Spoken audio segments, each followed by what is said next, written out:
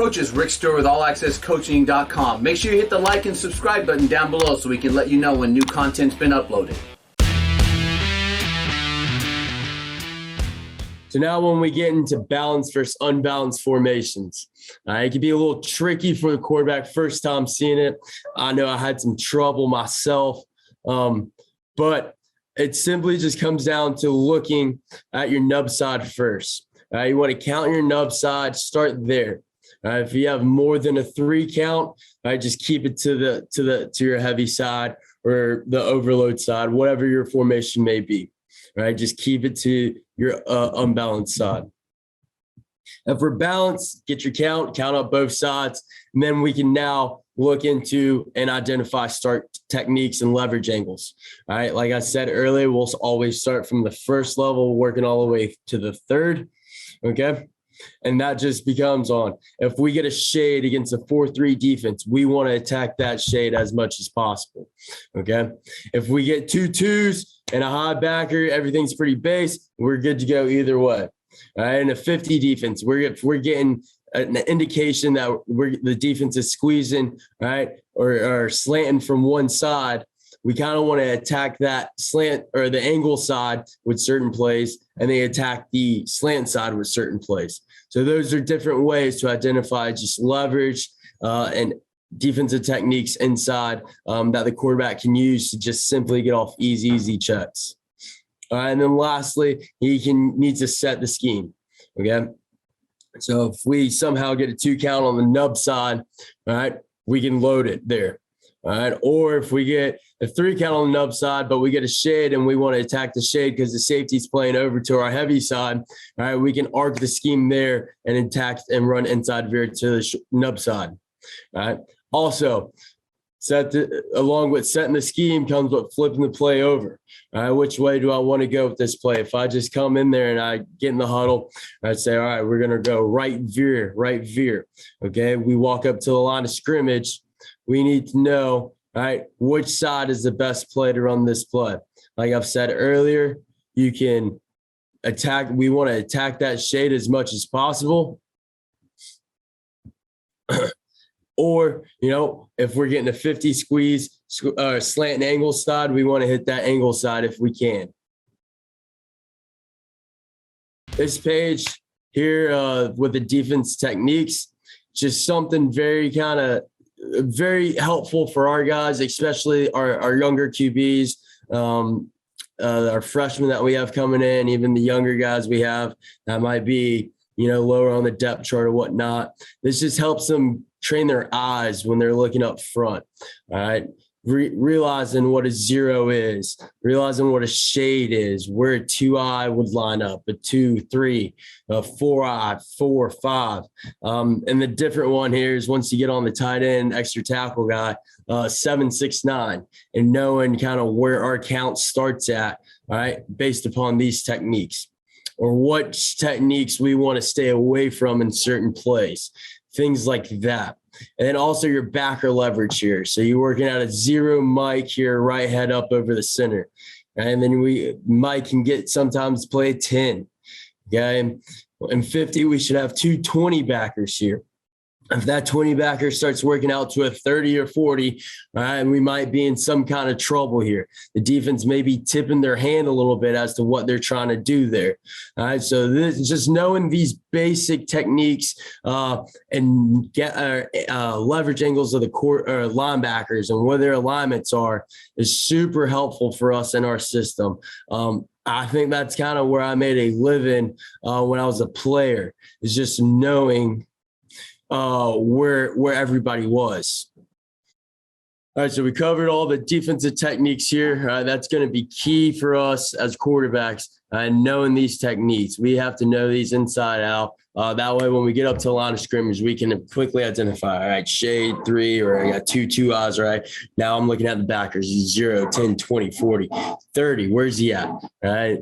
And obviously the leverage of the safeties as well can play into effect. Yeah, we kind of already talked about these. So like here in the 50 defense, the bottom screen here. All right. So say we have right veer called here, right veer called. All right. we get now instead of a 4-eye, he's kind of in that gap here. He's playing a little bit down. Backer's widen out from his original 20 area to now he's kind of playing 30, maybe pushing 40.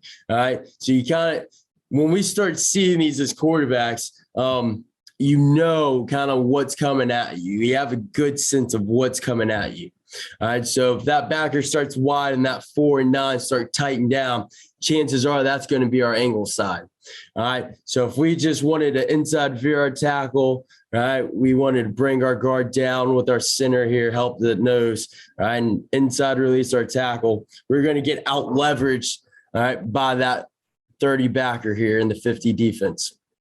So the quarterback's got to know that and make a call out of his mouth. He could simply say loop. All right, we can loop the tackle out.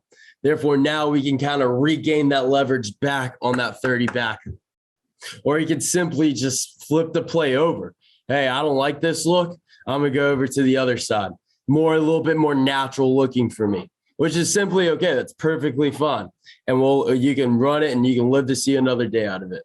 If we look back at the top picture here, instead of having 2-2 techniques like I did earlier, I've now shifted them here to a shade and a 3. Well, like I said before, we always want to attack the shade whenever we can. We always want to attack the shade because chances are we'll get a bigger squeeze out of number 1 here or number 2 if he decides to cross charge. All right, we'll get a bigger squeeze out of that side, and chances are we can pull the ball and now get it on the perimeter. We can definitely attack the 3 technique side. I mean, we have ways to do it, and we can do it. All right, but cardinal rule for us is attack the shade whenever we get a shade.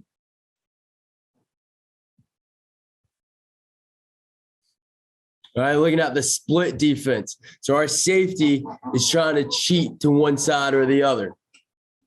Say we're on the middle of the field or maybe on a hash, right, and that safety is starting to cheat, starting to break our leverage point to where we can no longer load this, or he's just making the play and we don't even want to run it to that side. Quarterback can flip it over if he wants to, or he can kind of move this now into a 3-count perimeter play if that receiver gets any, or if that safety gets any further out there. So same thing here. So we got a heavy look here.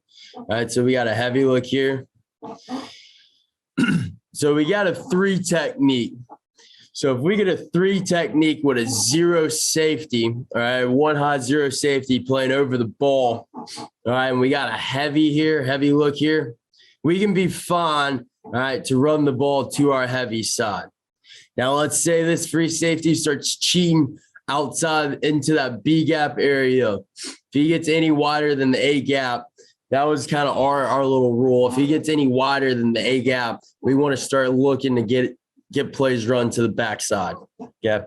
So he starts creeping wider, right, into that B gap area. And we got a shade to the nub side, and it's still a 3 count. We got a 3 count on both sides. As a quarterback, that should trigger first thing. All right, let's flip this over. Let's go attack the shade. Our safety's cheating to the heavy side too. Oh man, we're in good shape. We're in good shape. All right. The heart of the corner here is sitting 3.